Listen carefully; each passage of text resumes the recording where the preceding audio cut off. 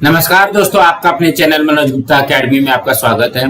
दोस्तों, आज हम लोग कक्षा 6वीं के गणित में पाठ 11 अनुपात भिन्नात्मक रूप का प्रश्न संग्रह 29 करने वाले हैं। दोस्तों, अभी तक आप लोगों ने इस चैनल को सब्सक्राइब नहीं किया तो प्लीज सब्सक्राइब चैनल, लाइक कीजिए और अपने फ्रेंड्स के साथ शेयर कीजिए। दोस्तों, बाकी विषय के भी प्रश्नोत्तर के वीडियो बना करके अपलोड किया गया है, उसका लिंक आपको डिस्क्रिप्शन बॉक्स में दिया गया, आप लोग वहां पर जाकर के देख सकते हैं। तो आइए अब हम चालू करते हैं प्रश्न संग्रह 29। ये है प्रश्न संग्रह 29। उसमें से पहले प्रश्न में क्या दिया गया, निम्नलिखित प्रश्नों को हल करो। उसमें से पहला है 20 मीटर कपड़े का मूल्य 3600 रुपया हो तो 16 मीटर कपड़े का मूल्य ज्ञात करो। तो इसको कैसे करोगे, इसको सबसे पहले लिखोगे 20 मीटर कपड़े का मूल्य बराबर जो दिया गया वही लिख दो। कितना दिया गया है, 3600 रुपया, 3600 रुपया, इसलिए 1 मीटर कपड़े का मूल्य। सबसे पहले हम लोग क्या करेंगे, 1 मीटर कपड़े का मूल्य निकालेंगे। तो 1 मीटर कपड़े का मूल्य कितना हो जाएगा, 3600 भागे, इसको 20 से भाग दे दो। देखो यहाँ पे 3600 है ना, 3600 में ये 20 से भाग दे दो। तो भाग देने पे कितना आएगा, तो इसको हमको भाग करना पड़ेगा। तो यहाँ पे भाग कर लो, 3600 में 20 का भाग दे दो। 20 का पारा पड़ो, देखो 20 एक कम, ये हो जाएगा 20, यहाँ पे माइनस किया तो ये हो जाएगा 6, यहाँ पे 1 और ये हो जाएगा 0। अब 20 का पारा पड़ो, 20 अठे 160, ये जो 160 है वो कट जाएगा तो ये 0 0 आ गया। अब देखो ये 0 बचा है, ये 0 यहाँ पे उतारा, 20 0 0, यहाँ पे 0 आ गया। कितना रुपया आया, 1 मीटर कपड़े का मूल्य आ गया 180 रुपये। इसको भाग देने पे कितना आ गया, 180 रुपया। अब हमको क्या बोला गया है, 16 मीटर कपड़े का मूल्य निकालना है, इसलिए 16 मीटर कपड़े का मूल्य, 16 मीटर कपड़े का मूल्य क्या हो जाएगा, देखो जब 1 मीटर कपड़े का मूल्य 180 रुपया आएगा तो 16 मीटर कपड़े का मूल्य क्या हो जाएगा, 16 से गुणा कर दोगे तो 180 में 16 का गुणा करो तो ये हो जाएगा 180 में यहाँ पे 16 का गुणा कर दोगे, 6 0 0, 6 अठे 48, हासिल 4, 6 कम 6, 6 4 10, यहाँ पे गुणा का चिन्ह 1 0 0, 1 अठे 8, 1 1 कम 1। अब इसको जोड़ दो, 0 8 8 2, कितना आ जाएगा, 2880 रुपया। तो इसके उत्तर में लिखोगे 16 मीटर कपड़े का मूल्य 2880 रुपया है। इस तरीके से आएगा। तो क्या करना है आप लोगों को, देखो पहले जो दिया गया वो लिख लो, 20 मीटर कपड़े का मूल्य 3600 रुपया है, इसलिए 1 मीटर कपड़े का मूल्य निकालने के लिए क्या करोगे, 3600 में 20 का भाग दे दोगे। जब 20 का भाग दे दोगे तो ये आ जाएगा 180 रुपया। तो ये कितने का आया, 1 मीटर कपड़े का मूल्य आया, तो इसलिए 16 मीटर कपड़े का मूल्य बराबर इसमें जो 180 है ये वाला आया है, इसमें 16 का गुणा कर दोगे तो ये आ जाएगा। अब हम अगला करते हैं। दूसरे में क्या दिया गया, 10 किलोग्राम चावल का मूल्य 325 रुपया हो तो 8 किलोग्राम चावल का मूल्य ज्ञात करो। जो दिया गया वही लिखो यहाँ पे। तो ये हो जाएगा 10 किलोग्राम चावल का मूल्य, 10 किलोग्राम चावल का मूल्य कितना दिया गया है, 325 रुपया। इसलिए पहले 1 किलोग्राम का निकालेंगे, 1 किलोग्राम चावल का मूल्य, 1 किलोग्राम चावल का मूल्य कितना हो जाएगा, ये हो जाएगा 325 भागे 10। अब इसमें 325 में 10 का भाग दोगे तो कितना हो जाएगा, ये हो जाएगा 32 रुपया 50 पैसे। यहाँ पे देखो 325 रुपए में अगर हम 10 का भाग देते हैं तो कैसे कटेगा, देखो 10 तिहाई 30, ये 30 आ गया, यहाँ पे आया 2 और ये 5 उतारा, 10 दूनी ये आ जाएगा 20, यहाँ पे आया 5। देखो 10 के पारे में 5 नहीं जाता है, लेकिन यहाँ पे दशमलव लेकर के हम 0 बढ़ा सकते हैं। तो ये हो जाएगा 10 पच्चे 50, देखो यहाँ पे 50 आ गया। अब हम लोग इसको देखो 32.5 है ना, तो इसको एक जीरो कर सकते हैं, जीरो बढ़ा सकते हैं, जीरो की कोई वैल्यू नहीं होती है, इसलिए ये तो 1 किलोग्राम का निकला। हमको कितने किलोग्राम का चाहिए? 8 किलोग्राम का। तो 8 किलोग्राम चावल का मूल्य, ये कितना आ जाएगा?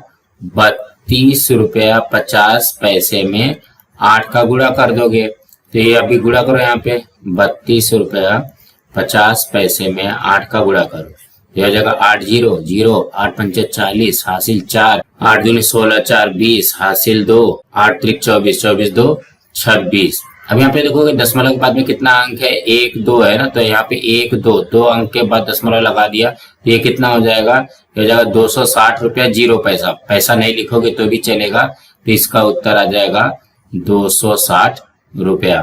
तो इसके उत्तर में लिखोगे 8 किलोग्राम चावल का मूल्य 260 रुपया है। देखो सबसे पहले हमने क्या किया, 10 किलोग्राम चावल का मूल्य 325 रुपया है, इसलिए 1 किलोग्राम चावल का मूल्य निकालने के लिए 325 में 10 का भाग दे दिया।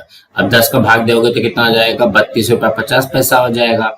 इसलिए 8 किलोग्राम चावल का मूल्य 32.50 कितने का है? 1 किलोग्राम का है। तो 8 किलोग्राम का निकालने के लिए उसमें 8 का गुणा कर दो, 8 का गुणा कर दोगे तो ये 260 रुपया जो है वो निकल जाएगा। अब हम अगला प्रश्न करते हैं। तीसरे प्रश्न में क्या दिया गया है? 14 कुर्सियों का मूल्य 5,992 रुपया हो तो 12 कुर्सियों के लिए कितने रुपए चुकाने पड़ेंगे? तो यहाँ पे लिखो 14 कुर्सियों का मूल्य, 14 कुर्सी का मूल्य कितना दिया गया है? 5,992 रुपया। इसलिए सबसे पहले एक कुर्सी का निकालते हैं, इसलिए एक कुर्सी का मूल्य बराबर 5,992 भागे 14। अब इसमें भाग दे दो 14 का। अब देखो 5,992 में 14 का भाग दे दो, तो यह हो जाएगा 14 14, 14 दूनी 28, 14 तिया 42, 14 चौक 56। तो यहाँ पे हो जाएगा 14 चौक 56। अब इसको घटाओगे तो 9 में से 6 गया 3, और ये तो कट के 0 हो जाएगा। अब यहाँ पे ये उतारा, अब क्या करोगे? 14 14, 14 दूनी 28, यहाँ पे 28 आ गया। अभी 28 आने के बाद में इसको घटाओ, तो ये हो जाएगा 9 में से 8 गया 1, और ये आ गया 1, ये आया 2, फिर 14 8 112, 112, तो ये कट गया। तो इसका उत्तर कितना आ जाएगा? एक कुर्सी का मूल्य हो जाएगा 428 रुपया। लेकिन हमको कितने कुर्सी का निकालना है? 12 कुर्सी का निकालना है, इसलिए 12 कुर्सियों का मूल्य। तो क्या करोगे? एक कुर्सी का मूल्य 428 रुपया है, उसमें 12 का गुणा कर दोगे तो आ जाएगा। अब यहाँ पे गुणा कर दो, 428 में 12 का गुणा करते हैं, 2 अठे 16, हासिल 1, 2 दूनी 4 और 1 5, 2 चौक 8, यहाँ पे गुणा का चिन्ह, 1 अठे 8, 1 दूनी 2, 1 चौक 4, 1 प्लस कर दो, जोड़ दो 6, 8 5 13, हासिल 1, 8 1 9 2 11, हासिल 1, ये हो जाएगा 5,136 रुपया। यहाँ पे लिखोगे 5,136 रुपया। ये क्या आया? 12 कुर्सियों का मूल्य। तो इसके उत्तर में आएगा, क्या प्रश्न पूछा गया है? 12 कुर्सियों के लिए कितने रुपए चुकाने पड़ेंगे? यहाँ पे लिखोगे 12 कुर्सियों के लिए कितना रुपया चुकाना पड़ेगा? 5,136 रुपए चुकाने पड़ेंगे। इसी तरीके से करना है तो सबसे पहले हम क्या लिखेंगे? 14 कुर्सियों का मूल्य 5,992 रुपया है, इसलिए एक कुर्सी का मूल्य बराबर 5,992 में 14 का भाग दे देंगे। 14 का भाग देने के बाद में आएगा 428 रुपया। इसलिए 12 कुर्सियों का मूल्य क्या हो जाएगा? एक कुर्सी का मूल्य 428 है, तो 12 कुर्सी का मूल्य क्या हो जाएगा? 12 से गुणा कर दोगे, 12 से गुणा करने के बाद में आ जाएगा 5,136 रुपया। इसी तरीके से करना है। अब हम अगला प्रश्न करते हैं। चौथे प्रश्न में क्या दिया गया, 30 खाली डिब्बों का द्रव्यमान 6 किलोग्राम हो तो 1080 डिब्बों का द्रव्यमान कितना होगा। यहाँ पे लिखो 30 खाली डिब्बों का द्रव्यमान कितना दिया गया है, 6 किलोग्राम दिया गया है, 6 किलोग्राम दिया गया। इसलिए पहले एक का निकालते हैं, इसलिए एक खाली डिब्बे का द्रव्यमान कितना हो जाएगा, 6 भागे 30। तो यहाँ पे देखो ये भाग तो ऐसे कैसे दोगे, ये कर दो ऐसे 6/30 कर दो, तो ये कट जाएगा, ये हो जाएगा 1/5। ये कितना आ गया, 1/5 किलोग्राम। इस तरीके से बनेगा ये। अब क्या करो, हमको कितने डिब्बों का पूछा गया है, 1080 ना, तो 1080 खाली डिब्बों का द्रव्यमान क्या हो जाएगा, देखो 1/5 एक डिब्बे का है, इसमें 1080 का गुणा कर दो। ये जो गुणा नहीं होगा ये कटेगा, इसको क्या करो 5 से इसको कट करो, 1080 को 5 से कट करो, ये हो जाएगा 1080 भागे 5, हो जाएगा 5 दूनी 10। अब यहाँ पे उतारा 8, ये कट जाएगा ना, तो ये उतरा 8, 5 एकम 5, फिर ये आया 3, 0 हो गया, 5 छंग 30, ये कितना हो जाएगा 216 किलोग्राम, 216 किलोग्राम। इसको इस तरीके से करना है। तो क्या पूछा गया, 1080 डिब्बों का द्रव्यमान कितना होगा, तो इसके उत्तर में लिखोगे 1080 खाली डिब्बों का द्रव्यमान 216 किलोग्राम होगा। देखो इसको कैसे करेंगे, सबसे पहले लिखोगे 30 खाली डिब्बों का द्रव्यमान 6 किलोग्राम दिया गया है, इसलिए एक खाली डिब्बे का द्रव्यमान 6 भागे 30 हम लोग ऐसे करते हैं। तो ये वाले भाग को हम लोग इस तरीके से कर देंगे कि 6/30 कर देंगे, और यहाँ से देखोगे 6 कम 6, 6 पंचे 30, 1/5 किलोग्राम आ गया। ये कितने का आया, एक खाली डिब्बे का द्रव्यमान कितना आ गया, 1/5 किलोग्राम। इसलिए 1080 खाली डिब्बों का द्रव्यमान बराबर, ये 1 का 1/5 है, तो 1080 में इसका गुणा करेंगे, यहाँ पे गुणा करने का मतलब ये कट हो जाएगा, तो 1080 भागे 5 हो जाएगा, इसको भाग दे देंगे तो ये आ जाएगा 216 किलोग्राम। अब हम अगला प्रश्न करते हैं। पांचवें प्रश्न में क्या दिया गया है, समान चाल से चलकर कोई कार 3 घंटे में 165 किलोमीटर दूरी तय करता है, उसी चाल से वह पहला प्रश्न में 330 किलोमीटर दूरी कितने घंटों में तय करेगी। सबसे पहले यहाँ पे पहला प्रश्न करते हैं। यहाँ पे देखोगे क्या दिया गया है, 3 घंटे में 165 किलोमीटर दूरी तय करती है, तो यहाँ पे लिखोगे 3 घंटे में तय की गई दूरी, 3 घंटे में कितना तय कर रही है, 165 किलोमीटर। तो पहले 1 घंटे का निकालते हैं, 1 घंटे में तय की गई दूरी, 1 घंटे में कितना तय करेगी, 165 भागे 3, 165 में 3 का पहले भाग दे दो, 165 में जब 3 का भाग दोगे, 3 पचे 15, यहाँ पे आएगा 1, यहाँ पे भी आया 5, फिर से आ जाएगा 3 पचे, यहाँ पे आ जाएगा 15, ये कट गया, तो कितना आया 55। तो 1 घंटे में कितना दूरी तय कर रही है, 55 किलोमीटर। अब सवाल में क्या पूछा गया है, देखो यहाँ पे सवाल में उल्टे तरीके से पूछा गया है, 330 किलोमीटर दूरी तय करने में कितने घंटे लगेंगे। तो ये सवाल को हम लोग पहले से उल्टा बनाते हैं, 55 किलोमीटर दूरी तय करने में लगा समय बराबर 1 घंटे। बताओ मैंने 1 घंटे कहां से लिया? देखो 1 घंटे में तय की गई दूरी बराबर 55 किलोमीटर, उसी को मैं यहाँ पे लिख दिया 55 किलोमीटर दूरी तय करने में लगा समय 1 घंटे। तो अब यहाँ पे क्या पूछा गया? 330 किलोमीटर दूरी तय करने में कितना घंटा लगेगा? इसलिए 330 किलोमीटर दूरी तय करने में लगा समय। जब मुझे बताओ 55 किलोमीटर के लिए 1 घंटा लग रहा है, तो 330 के लिए क्या करोगे? ये हो जाएगा 330 भागे 55।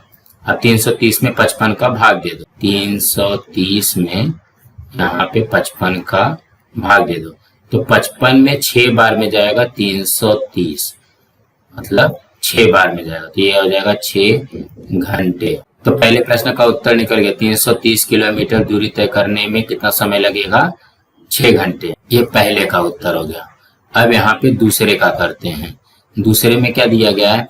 8 घंटों में कितनी दूरी तय करेगा? यहाँ पे देखोगे लिखा है 1 घंटे में तय की गई दूरी बराबर 55 किलोमीटर। इसको फिर से लिखो, 1 घंटे में तय की गई दूरी बराबर कितना है? 55 किलोमीटर। इसलिए कितने घंटे में पूछा है? 8 घंटे में पूछा है। 8 घंटों में तय की गई दूरी बराबर 1 घंटे में जब 55 किलोमीटर है तो 8 घंटे में कितना हो जाएगा? तो 55 में 8 का गुणा करोगे। अब यहाँ पे गुणा कर दो, 55 में 8 का गुणा कर दो, 8 पंचे 40 हासिल 4, 8 पंचे 40, 40 4 44, ये कितना आ गया? 440 किलोमीटर। इसी तरीके से करना है। सबसे पहले क्या दिया गया? 3 घंटे में 165 किलोमीटर दूरी तय करती है, तो 1 घंटे में तय की गई दूरी निकाल सकते हो, 55 किलोमीटर आ जाएगा। अब यहाँ पे क्या बोला गया? 330 किलोमीटर दूरी कितने घंटों में तय करेगी? तो इसी को उल्टा लिख लो, 55 किलोमीटर दूरी तय करने में लगा समय 1 घंटा, इसलिए 330 किलोमीटर दूरी तय करने में लगा समय बराबर 330 भागे 55 बराबर 6 घंटे आ जाएंगे। और दूसरे प्रश्न में क्या दिया गया है? 8 घंटों में कितनी दूरी तय करेगी? यहाँ पे लिखोगे 1 घंटे में तय की गई दूरी बराबर 55 किलोमीटर, यहाँ पे आया हुआ है, इसलिए 8 घंटों में तय की गई दूरी बराबर 55 में 8 का गुणा कर दिया तो 440 किलोमीटर आ जाएगा। अब हम अगला प्रश्न करते हैं। छठवें प्रश्न में क्या दिया गया? खेती के लिए जमीन तैयार करने वाला एक ट्रैक्टर 3 एकड़ जमीन तैयार करने में 12 लीटर डीजल खर्च करता है, तो 19 एकड़ जमीन तैयार करने में वही ट्रैक्टर कितने लीटर डीजल खर्च करेगा? यहाँ पे लिखोगे 3 एकड़ जमीन तैयार करने में खर्च किया गया डीजल। 3 एकड़ में कितना लीटर खर्च किया जा रहा है? 12 लीटर, इसलिए 1 एकड़ जमीन तैयार करने में खर्च किया गया डीजल। अब मुझे बताओ 3 एकड़ में अगर 12 लीटर खर्च किया जा रहा है तो 1 एकड़ में कितना होगा? तो ये भाग दे देंगे, किससे भाग देंगे? 3 से। 12 में 3 का भाग दिया तो कितना आ जाएगा? यह आ जाएगा 4 लीटर। इसलिए अब कितना एकड़ तैयार करना है? 19 एकड़ जमीन तैयार करने में खर्च किया गया डीजल। 1 एकड़ में जब 4 लीटर रहेगा तो 19 एकड़ में कितना हो जाएगा? तो गुणा करेंगे 19 से, 19 के 19 19 दूनी 38, 19 57, 19 चौक 76, यहाँ पे आ जाएगा 76 लीटर। तो इसके उत्तर में लिखोगे 19 एकड़ जमीन तैयार करने में कितना है, 76 लीटर डीजल खर्च करेगा। इस तरीके से आएगा। देखो 3 एकड़ जमीन तैयार करने में खर्च किया गया डीजल बराबर 12 लीटर, इसलिए 1 एकड़ जमीन तैयार करने में खर्च किया गया डीजल 12/3 बराबर 4 लीटर हो जाएगा। तो 19 एकड़ जमीन तैयार करने में खर्च किया गया डीजल बराबर 4 × 19 बराबर 76 लीटर आ जाएगा। इसी तरीके से करना है। अब हम अगला प्रश्न करते हैं। 7वें में क्या दिया गया, शक्कर के किसी कारखाने में 48 टन गन्ने से 5376 किलोग्राम शक्कर मिलती है। सविता दीदी के खेत में तैयार किया गया गन्ना 50 टन है, तो इन गन्नों से उन्हें कितनी शक्कर मिलेगी। मतलब 48 टन गन्ने से इतना शक्कर मिलता है 5376 किलोग्राम, तो 50 टन में कितना मिलेगा। यहाँ पे लिखोगे 48 टन गन्ने से मिली शक्कर कितना मिल रहा है, 5376 किलोग्राम इतना मिल रहा है। इसलिए ये तो 48 टन का था, तो 1 टन का पहले निकालते हैं। 1 टन गन्ने से मिली शक्कर, 1 टन गन्ने से कितना मिलेगा, 5376 भागे 48 भाग दोगे तो ये भाग देने पे कितना है, देखो 5376 में 48 का भाग दे दो, तो यहाँ पे देखो 48 से कम कितना आ जाएगा, 48। इसको घटाओगे तो कितना आ जाएगा, 13 में से 8 गया 5 और ये हो जाएगा 0, यहाँ पे आया 57। फिर से 48 से कम 48 आएगा, फिर से यहाँ पे 48 से कम 48 हो गया, ये हो जाएगा 7 में से 8 नहीं जाता तो 17 में से 8 गया 9 और ये हो जाएगा 0 और यहाँ पे आया 6। 48 दूना होता है 96, ये 96 आ गया। मतलब कितना किलोग्राम आ गया, 112 किलोग्राम आ गया। ये कितने टन का है, ये 1 टन का है। इसलिए अब कितने टन का निकालना है, 50 टन का निकालना है। 50 टन गन्ने से मिली शक्कर, तो ये कितना हो जाएगा, 1 टन में 112, 50 टन में 50 से गुणा कर दोगे, यहाँ पे गुणा कर दो, 112 में 50 का गुणा कर दिया, 0 दूनी 0, 0 एकम 0, 0 एकम 0। अब यहाँ पे गुणा का चिन्ह लगाया, 5 का पाड़ा पढ़ो, 5 दूनी 10, 80 ले 5 एकम 5 1 6 और 5 एकम 5, ये हो जाएगा 0 0 6 5, कितना आ गया, 5600 किलोग्राम। तो इसके उत्तर में लिखोगे सविता दीदी को 5600 किलोग्राम शक्कर मिलेगी। कितना मिलेगा, 5600 किलोग्राम। देखो 48 टन गन्ने से मिली शक्कर कितना है, 5376 किलोग्राम है।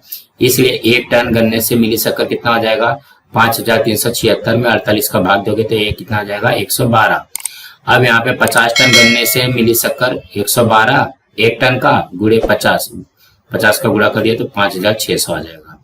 अब हम अगला प्रश्न करते हैं। 8वें प्रश्न में क्या दिया गया, आमों के किसी बाग की 8 कतारों में कुल 128 वृक्ष है। यदि प्रत्येक कतार में वृक्षों की संख्या समान हो तो 13 कतारों में कुल कितने वृक्ष होंगे। मतलब 8 कतार में 128 वृक्ष है तो 13 कतार में कितना होगा। यहाँ पे लिखो 8 कतारों में वृक्षों की संख्या, 8 कतार में वृक्ष की संख्या कितना दिया गया, 128 वृक्ष दिया गया। इसलिए सबसे पहले एक कतार का निकालते हैं। एक कतार में वृक्षों की संख्या। तो क्या करोगे, 128 में 8 का भाग दे दोगे। तो यहाँ पे भाग दे दो, 128 में 8 का भाग दिया, यह जगह 8 एक कम 8 पहले कटेगा, यह 4, ये आया 8, 8 छंग 48, यहाँ पे कट गया, मतलब कितना वृक्ष आ जाएगा, 16 वृक्ष आएंगे। यहाँ पे भी वृक्ष लिख लो। अब ये कितने कतार का आया है, एक कतार का आया है। अब हम लोग को कितना कतार निकलना है, 13 कतार निकलना है। 13 कतारों में वृक्षों की संख्या, वृक्षों की संख्या। अब मुझे बताओ, एक कतार में 16 वृक्ष, तो 13 कतार में कितना, तो गुणा करना पड़ेगा। तो 16 में 13 का गुणा कर दो, ये यहाँ पे गुणा कर दिया, 3 छंग 18, हासिल 1, 3 एक कम 3, 3 एक 4। अब यहाँ पे 1 छक 6, 1 एक कम 1, ये हो जाएगा 8, 6 4 10, यहाँ पे 208 हो जाएगा, ये आया 208 वृक्ष। तो इसके उत्तर में लिखोगे 13 कतारों में कुल 208 वृक्ष होंगे। इस तरीके से आएगा। सबसे पहले हमने क्या लिखा, 8 कतारों में वृक्षों की संख्या 128 है, इसलिए एक कतार में वृक्षों की संख्या 128 में 8 का भाग दे देंगे, कितना वृक्ष आ जाएगा, 16 वृक्ष आ जाएगा। ये 16 वृक्ष एक कतार का है, तो 13 कतार में वृक्षों की संख्या क्या आ जाएगी, 16 में 13 का गुणा करोगे तो आ जाएगा 208 वृक्ष। अब हम अगला प्रश्न करते हैं। 9वें प्रश्न में क्या दिया गया है, 1,20,000 लीटर पानी का संग्रह करने वाले एक ताल के निर्माण में कुल 18,000 रुपए खर्च करने पड़ते हैं, तो 4,80,000 लीटर पानी का संग्रह करने वाले ऐसा ताल निर्मित करवाने में कुल कितने रुपए खर्च करने पड़ेंगे। यहाँ पे आएगा 1,20,000 लीटर पानी से बनने वाला ताल, बनने वाला ताल, कितना ताल बनेगा, देखो यहाँ पे दिया गया है एक ताल, ठीक है, देखो यहाँ पे लिखा है एक ताल। तो सबसे पहले हम लोग निकालते कि कितने ताल हमको जरूरत है। 4,80,000 लीटर पानी से बनने वाला ताल, बनने वाला ताल, ये कितना आ जाएगा, 4,80,000 भागे 1,20,000। तो 4,80,000 में 1,20,000 का भाग दोगे तो कितना आ जाएगा, ये आया 4 ताल, ठीक है। अब यहाँ पे क्या बोला गया है, एक ताल बनने के लिए, देखो यहाँ पे लिखा है एक ताल के निर्माण में कुल 18,000 खर्च हो रहे हैं। तो यहाँ पे लिखो एक ताल के निर्माण में लगे खर्च, एक ताल के निर्माण में कितना खर्च लग रहा है, 18,000 रुपया। यहाँ पे रुपए का चिन्ह बना दो, इसलिए टोटल हमको कितना ताल बनाना है, 4 ताल बनाना है। 4 ताल के निर्माण में लगे खर्च। अब मुझे बताओ, एक ताल के निर्माण में 18,000 लग रहा है, तो 4 ताल के निर्माण में क्या लगेगा, 4 का गुणा हो जाएगा। तो 18,000 में 4 का गुणा कर दो, 4 0 0 4 0 0 4 0 0 4 8 32 का 2 हासिल 3, 4 एक कम 4 4 3 7, कितना हो गया, 72,000 रुपया। तो ये हो जाएगा 72,000 रुपया। तो इसके उत्तर में लिखोगे, क्या पूछा गया है, ताल निर्माण करवाने में कुल 72,000, यहाँ पे रुपए का चिन्ह, 72,000 रुपए खर्च करने पड़ेंगे। इसी तरीके से आएगा। तो सबसे पहले क्या दिया गया है, 1,20,000 लीटर पानी से बनने वाला ताल, एक ताल बन रहा है, तो 4,80,000 लीटर पानी से बनने वाला ताल मतलब कितना ताल बनेगा? 4 ताल बन जाएगा। जब एक ताल बनाने का खर्च जो है 18,000 है तो 4 ताल बनाने का खर्च कितना हो जाएगा? 18,000 में 4 का गुणा कर दोगे तो ये हो जाएगा 72,000। यही हो जाएगा उसका खर्च। दोस्तों आज हमारा यहाँ पे प्रश्न संग्रह 29 कंप्लीट हुआ। दोस्तों आप लोगों को ये वीडियो कैसा लगा आप लोग कमेंट बॉक्स में जरूर लिख कर बताइए और इस वीडियो को ज्यादा से ज्यादा लाइक कीजिए, अपने फ्रेंड्स के साथ शेयर कीजिए ताकि उनको भी प्रश्न संग्रह 29 मिल सके और इस चैनल को सब्सक्राइब कीजिए। नमस्कार दोस्तों।